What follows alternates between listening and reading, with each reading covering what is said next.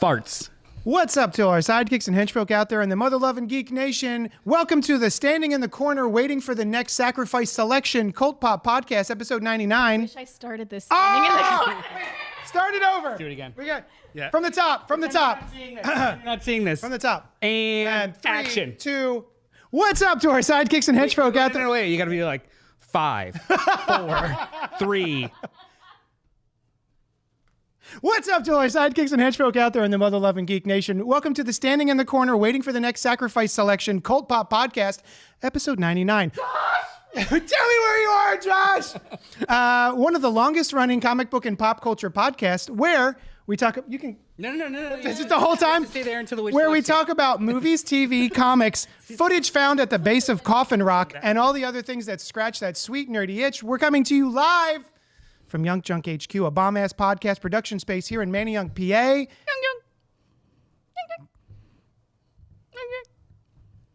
Do I have to scream it like Heather? Or Next slide, please. You know what you're doing. I'm your host, JD, of JD's Hero Complex, located at good. 4327 You forgot your Main name. Street, Philadelphia, PA. What is that? Oh, it's a comic shop. It's a rad-ass comic shop that caters to rad-ass folks like you, so get on into my shop and buy my stuff. With me tonight to talk is Alice the Blair Witch. Hi. and Noel. Hi. Also in the booth is our trusty producer, Dylan. Ooh. Golf clap. Dylan, Yeah. if anyone out there in YouTube land is watching and wanting to know how to get all up in this Young Junk HQ, how can they inquire about that? All you got to do is go to the nearest corner and face it. Spin around 3 times.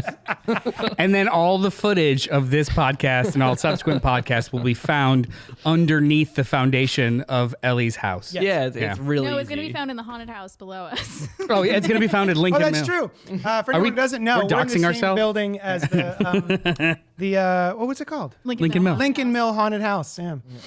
Hey, just so you guys know, tonight we're going to deep dive into the grandmother of what we now know today as the found footage horror genre, the Blair Witch Project. Not just the original, but also both sequels, because it's its 25th anniversary this year.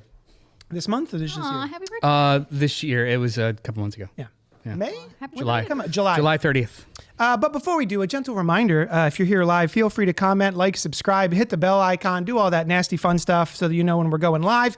Also, we love a little back and forth, so pipe up in the chat or email us at cultpopgo@gmail.com, just like this one that's upcoming, because we got letters. We got a letter? Oh, we got lots and lots and lots of letters. that form a sentence and Am I reading paragraphs this in one? this one letter. Yeah. Wow. You're up. Getting ready to present at school. No pressure.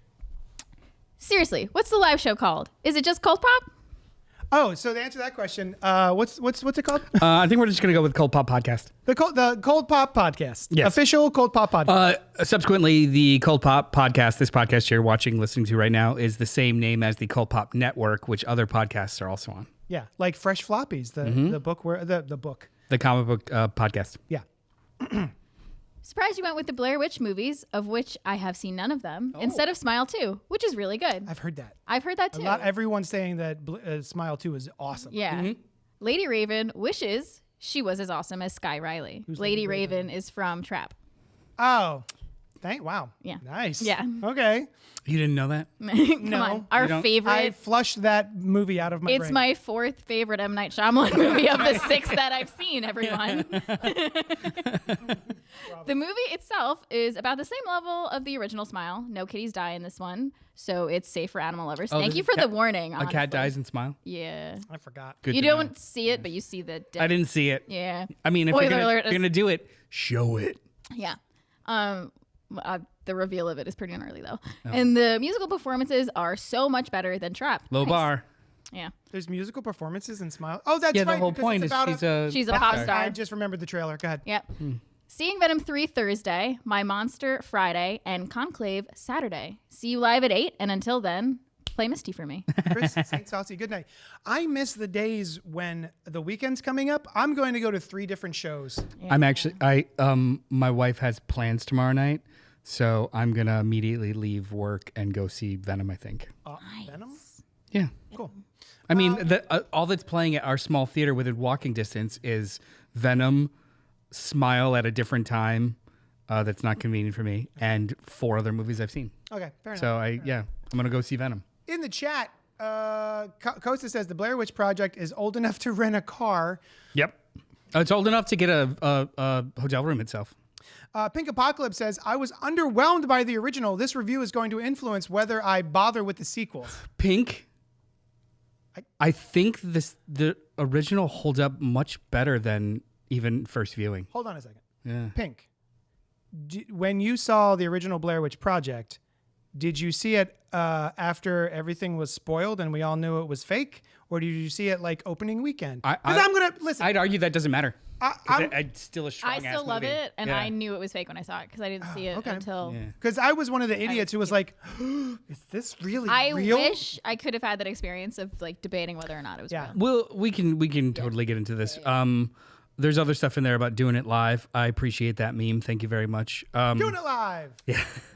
And the sequels were overwhelmingly bad. I disagree with Coastal on one of the sequels. Hey, we'll talk about it later. Don't break up over it. It's not worth it. It's just a terrible You franchise. see this beautiful ring he got me? I'm not getting rid of that. It's just the flicks. All right. So we're gonna forego the what's poppin' this week segment of the show. We're gonna dive directly into our main reviews, being 3 of them. all of the Blair's Witch. We're gonna start with wasn't spoiled. Okay. Oh, so you went in, you thought maybe it was real, and you were still like, this sucks. Did you see it in theaters or? She jumped in and said she wasn't spoiled. But did you see it in theaters or did you see it 5 years ago? Right. Like, give us some more context. Yeah. Not saying that you have to have the experience that I had or he had or whatnot. Just with a movie like this, I think context really matters. So, speaking of a movie like this, The Blair Witch Project debuted on July 30th in 1999. It was written and directed by Eduardo Sanchez and David Myrick. It was starring Ray Hance, R-E-I, Hance, Joshua Leonard, and Michael Williams. Ray Hance being Heather Donahue. She has since changed her name and is now a pot farmer. Yeah, she's a pot farmer. Yeah. Good for her. The internet tells me that it's a... She's also a graduate of Upper Darby High School. Yeah. Shut up, really? Yeah, she's a local. Who else? Somebody else was a local. Emily Chatelain? Tina Fey. Tina Fey, yeah. Tina That's Fey. what I Mean think- Girls is about. Upper Darby, yeah, exactly. Is that really? So, Did not know. if you want to do the Tina Fey tour, you just drive to Delco. Damn. 82 sandwich shops and a bunch of weird bars. It's great in the middle of a giant. Sounds fantastic. So I think that we should go around the table of our first experiences and then talk about the revisit to it. Great. Yeah. So The internet tells me it's found video footage tells the tale of 3 film students who've traveled to a small town to collect documentary footage about the Blair Witch, a legendary local murderer. And I don't know how to say your name. Genghis Khan, I guess. Gingis. Gingis Khan. Wasn't it kind of like one of those found footage type movies? The first In found fact, footage type it movie. was the birth of the found Yeah, footage film. that's what they're saying. Wasn't it the sort of. first? I think there was It's like the big one. I think there's it's in modern cinema. Yeah. There's other examples of it, like snuff style stuff from years and years ago in the 70s, but this is probably the most popular in theaters kind of version of it. Yeah. She answered your question, Pink. During the premiere, just a few people. I was put off instead of intrigued by the found footage. I've disdained the format ever since. Interesting. I don't really love, blame you. I love found footage. We've talked about it before. You know, sometimes it's done well, sometimes I can't stand it.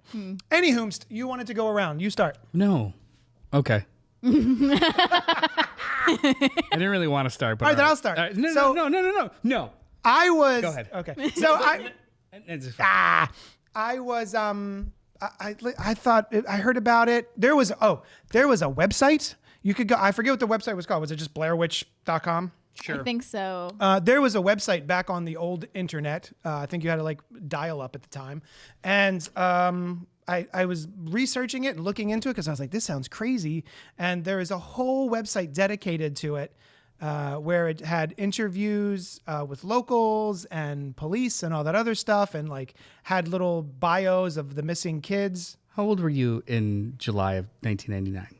I was. I just want to. I was born in '78. I want to gauge gullibility because same for me. But go ahead. 78. All right, I'll do the math. How old is that? And so, yeah, I remember I went. 21. I was 21. You're 21. Very gullible. My brain is not yet formed at the time or now. Yeah, I went to go see it at the Ritz in Philly, and it was a very small crowd. It wasn't spoiled yet, and I left that theater being like, that can't be real. Is it? Is that real? Is that a real thing? And I was kind of terrified. I thought it was a very evocative film, and it was unlike anything I'd ever seen in the fact that it felt very real. It was boring at times because it felt so real. It felt like a real documentary of just these kids lost in the woods, but I also liked their interactions and everything. I found the kids to be kind of charming, but also annoying. And yeah, I just, it wasn't until later that I had it spoiled, and he brought it up. Dylan brought it up on the screen. I had to go on archive.org. They have this thing called the Wayback Machine, and you can go to any website at any period. So this is a screenshot from 2000. Is this what you were looking at? Yeah. Right. Thank you. Pretty wild. So I'll jump in with mine. I was 17, and I was I still am like a film obsessive nerd. Oh, I thought you were saying you're still 17. How long have you been 17? I'm gonna get Twilight with you right now. A while. You know what you are, Noel. I'm not gonna say, but I'm in like on my wall at home is all of my diplomas from all the times I graduated high school. It's actually supposed to be your graduation caps. Oh, just my caps? Yeah. It's to commemorate about the fucking Well, the if diplomas. you had people would catch on if it was all your diplomas. They don't catch on that there's 40 Apparently not. hats on the wall. Listen, I didn't write it. What, did I graduate college that many times? No. Anyway. Just actually maybe. He did go to med school a few times, but then he just goes back to high school. All right, we don't have to keep talking about Twilight. Continue. We're gonna actually I watch was gonna Twilight say, at some point. and also all the screenshots of all your appearances on To Catch a Predator. Oh, because he's statutory rapist. Yeah, because he's old. Yeah. Good. I was an obsessive film nerd, and I was in the process of like picking colleges too. So I found the website. I was on forums and boards about movies coming out, and they were talking about this movie that's transcendental and it's totally different. And is it real? Is it not? I don't remember a time knowing or not knowing if it wasn't real or not because I was kind of in the know-ish of just like learning about it. Right. But I remember during the week that it was coming out, I was in Chicago. No, a week or two before it was coming out when it was only small theaters. Like you got to see it at the Ritz. Yeah. I saw it at Second City, the Music Box Theater in downtown Chicago. Packed house. It was incredibly effective. It was really, really cool. You felt like you were in on something early. Yeah. And then like 2 or 3 nights later, the Sci-Fi Channel, USA and Sci-Fi Channel premiered The Curse of the Blair Witch, was an hour-long documentary, an hour-long fake documentary about the kids that were lost during the making of this movie. This fake documentary. And the full history of the witch and Rustin Parr, the guy that was influenced by the witch to kill 7 kids. And like, they went hard. Yeah, man. Like, they went hard and deep, and I thought that was cool. I thought it did too. Like, but my memory sucks. Yeah. The national release of the movie was July 30th. I ended up seeing it you like saw it end of June. So like there was like a small rollout and it got really popular. Gotcha. Because the end of the Curse of the Blair Witch is like the movie is going to be released like within the coming days. Yeah, because I was in Chicago. I spent every summer in Chicago, and it was always about like going to the movies every single week. I convinced my dad to take me to downtown to see this movie he didn't give a shit about weeks earlier, and then by the time like we were going to see like the next action movie 3 or 4 months later, or two or 3 months later, it was like just as popular in the auditorium next to it. Because I remember like the rollout of this movie was only supposed to be small, and it got more and more popular over time, and to the point where it was actually selling out full auditoriums in like multiplexes. Yeah, the people who made this, the directors were like, maybe we'll get a VHS out of it. Like, they didn't expect any of this. Yeah, Eduardo Sanchez and David Myrick, which also, fortunately, decided a lot of shit in my life because they went to, I was picking colleges, and they came from the University of Central Florida in Orlando. There were like 2 solid film programs in Florida that anyone even knew about, and it was like UF and Seminole or something like that. Yeah. either Gainesville or fucking the Panhandle. And I wasn't rich enough to get into either one of those, but there was this small one that nobody was really talking about, and it was still it was so small that you could still play with the equipment and didn't have problems, and that was UCF. And these guys came from UCF, and I was like, fuck yeah. By the time I finally got in, it was like the biggest program because of this fucking movie. Oh my but, gosh. But it was cool. That's really cool. I loved all this stuff. Like I was knee deep in it. I thought it was great. Nice. Yeah, I rewatched the Curse of the Blair Witch last week. They have it. So good. It's streaming for free. You can watch Yeah. it. And I was Yeah, and some of it is really authentic. Yeah. And some of it is awful. Like some of the illustrations that are supposed to look old, I'm like, that was drawn very recently. But then they also have an interview with like this 70s mystic hippie guy, and that looks really authentic. The Witch in the 1971 like TV show. Yeah, with all the topography was awesome. Oh, like so cool. Yeah. I was really impressed with how they rolled that out. Your experience with the Blair. I was 6 when this came out. So I didn't see it in theaters. So you saw it in theaters? But yeah, I went by myself, took myself to the small theater. I hailed a that cab. family where I'm like, who fucking brings a baby? Shut up the baby. Okay. I'm the baby in the back yelling, "This isn't real!" This sucks.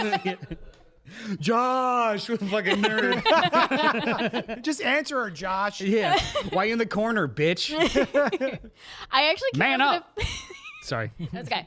I can't remember the first time I saw this. I want to say I was probably in high school and I was having like a scary movie night with my friends over the summer. And like, I know. I love that. My friend Kristen and I would have scary movie nights in the summer all the time because her grandparents lived next door to me, and she'd come over, have a sleepover, and we'd watch like whatever scary movie we could get our hands on. So I think it was probably one of those nights, and I knew it was fake. I knew it wasn't real, but I still freaking loved it. I thought it was so cool, and it's kind of what I haven't watched. Now that I'm thinking about it, I've watched a few found footage movies, and the things I've watched I've liked, but I haven't watched some of the more popular ones like Poughkeepsie Tapes. I've seen it. Haven't seen that one. VHS. It's more of like Poughkeepsie Tapes is more like a true crime documentary. They have like talking head camera interviews types of shit. Yeah. But like Hell House LLC, I love. But that also has a little bit of the talking head bit in it. One of my favorite, most recent found footage movies is Creep and Creep 2. Creep is so good. Yeah. You see, there's a new one coming. Yeah, and there's another one? I canceled Shudder. Yeah. Creep is so good. That's another one I love. Yeah, fantastic. so that anyway. That was my intro into found footage genre of horror. Pink says she was 16. Mm-hmm. And Ginger Genghis Khan says, for me and my circle of friends, it was so new / cutting edge. The raw footage, documentary style, unique for its time. It really was. And Kosa says, Josh! And Rob Patey says, Sci-Fi Channel did a documentary that had me fooled. Yeah, we were just talking about Curse of the Blair Witch. Yeah. So I loved it. This time? Well, originally I loved it, but I think I loved it almost more so for how effectively they rolled it out and it became what it is. Yeah. Like that was almost just as cool as perfect storm of marketing. Yeah, like the website that had all of the information that was on the documentary, and it was this thing that was this infrastructure that was set up to fool you before the movie even showed up, which was cool as hell. And you cannot do that today. No, people are too would work. aware. Yeah. There's too many channels. Like even there's too many platforms to fool enough people. Like back then it was just dial up and cable television. Period. Yep. Yeah. But now it'd be like, how do you flood the zone effectively without just everybody freaking out at you? Yeah. So what about now? I loved it. Like I was able to pull away like nostalgia. Yeah. And I paid a little bit more. Did you say nostalgia? Nostalgia? Because I was wiping my mustache. My nostalgia. My nostalgia. My nostalgia. Not yours. Not your nostalgia. Not our nostalgia. Or Dillstalgia. It's Dylan's nostalgia. I don't know if you understood that, Dylan. You get it? I thought it was nostalgia for Dylan. Oh, well, Like the old Dylan, not you're the new here. Dylan. I don't feel it. I go. Hits hard. Don't you miss the old Dylan though? I wait. What time is it? Yes. Because now you're older. So tell us more about yourself. Anyway, my nostalgia.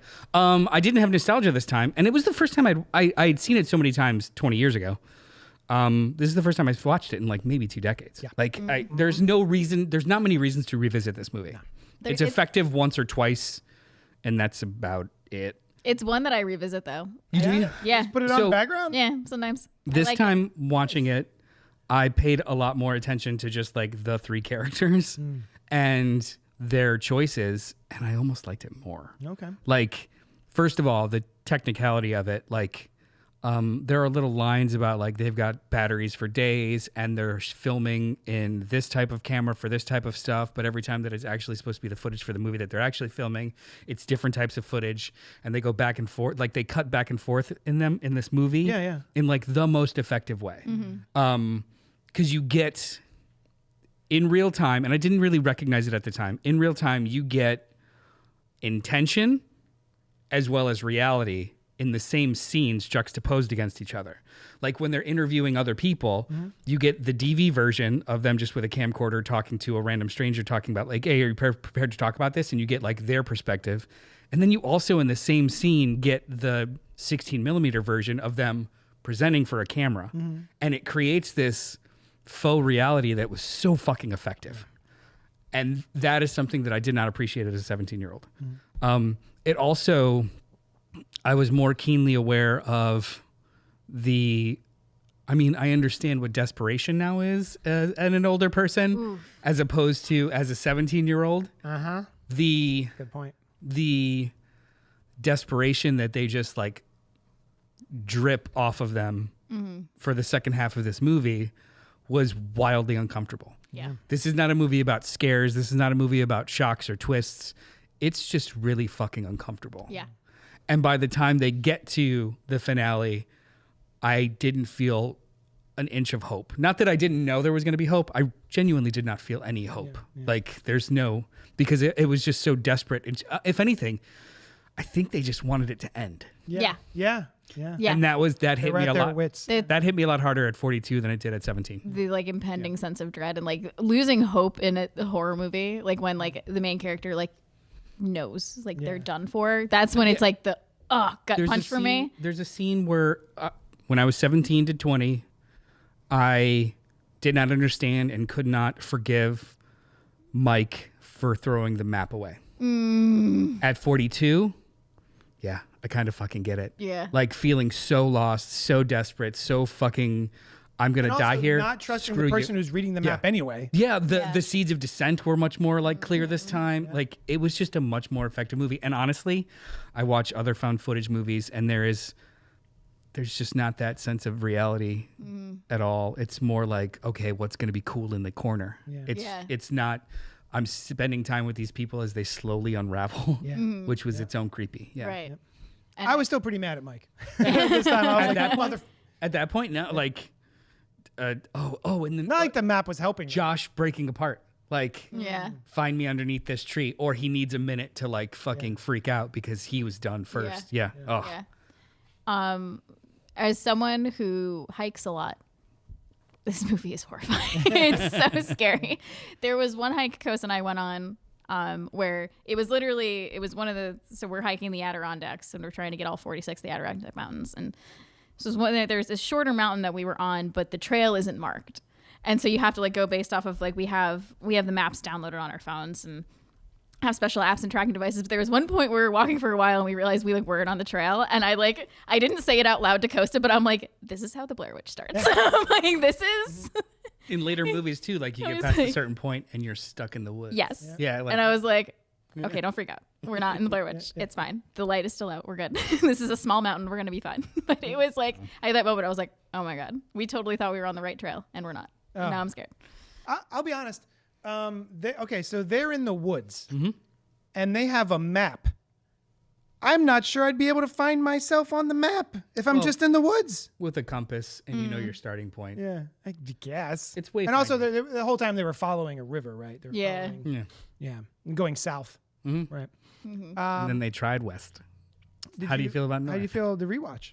Oh, I still love it. Yeah, I still love it. I think this is one of the ones I revisit like every October, like when we're cracking out like the classics. I'm like, let's watch some Blair Witch. cool. But I had never watched sequels until now. I'd only ever watched the OG. Oh, Carl! Carl! Well, Hey. hold on. Genghis Kong says, Deadstream on Shudder entertained me, worth a couple watches. Deadstream is really fun. He is so annoying, the main character, that it's actually kind of charming. He feels like a real annoying dude. And I actually quite like Deadstream a lot on Shudder. Check it out. everyone else. Go ahead, Carl's. Hey, Alice, is Hell House LLC any good or worth it? Because Umbrella Entertainment, Australia boutique release company, which is dope, has just released a box set of all of it, and I wondered if I should grab it. I believe the first and fourth are good, but the second and third are... I second this question because I've never watched any of them. I cannot vouch for the second and third, but I have watched the first one. I've watched it a couple of times. It's one that I've revisited too. I really do enjoy the first one, and the fourth one was pretty good too. It was like a prequel, sequel type kind of deal. There are I 4. think there's 4. Yeah, it's like 1, 2, 3, and Origin. Yes. Origin. Yes. Yeah. And I've heard iffy things about the second and third one, and I watched the fourth one thinking it was fully a prequel, and it's not quite. But you can still kind of. I still enjoyed it. I say yes. Carl, that's my personal opinion. It's Umbrella Entertainment. Does that mean it's like a solid ass rigid case and shit? Just buy it. They did my Super Mario Brothers set. Okay. That's a good set. Excellent. It's a good set. Excellent. As for me, thank you for asking, guys. Yeah, Hey, Dylan, what'd you think? Yeah, Dylan. No, I remember watching this when I was younger, and it was definitely the first found footage film that I've watched, and I don't know, it's not something I ever really went back to. Yeah. But I liked it because of what it was in like film history. Yeah. But yeah, I think it could have been more effective as like a short film, honestly. Oh, you know what? Valid. Short film. Dylan, were you the other kid in the theater going, "This sucks"? Yeah, exactly. I was like, unnecessary scene. Cut this. Cut 20 minutes. Keep it steady, you dumb bitch. I loved it. I was not expecting to enjoy it. Really? The thrill is gone, right? Yeah, the thrill is gone. That's a song, right? I was like, oh, I'll watch it again, but I know what's going to happen. And it's a bunch of these 3 kids who are kind of annoying, just get lost in the woods for the whole time. And I was in on it. I was just like super digging it. I found myself just being like, oh yeah. Oh, he kicked the map. Oh, geez. Like it just felt like not quite as fresh as the first time, but I was really surprised at how fresh and how I was able to like dip into the reality of that film. Oh yeah. Once again.